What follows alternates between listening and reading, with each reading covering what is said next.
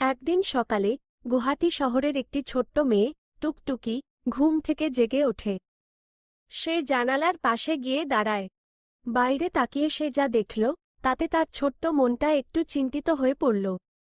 জানালার লোহার গ্রিলের ওপর একটি ছোট পাখি বসে থরথর করে কাঁপছে।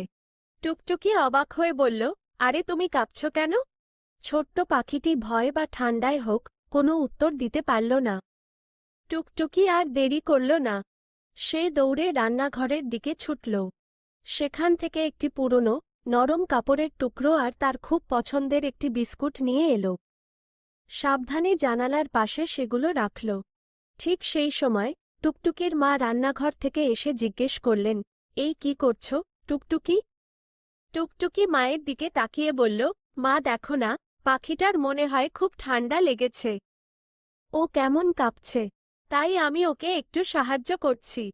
মেয়ের কাণ্ড দেখে মা হেসে ফেললেন। তিনি স্নেহের স্বরে বললেন, খুব ভালো করছো মা।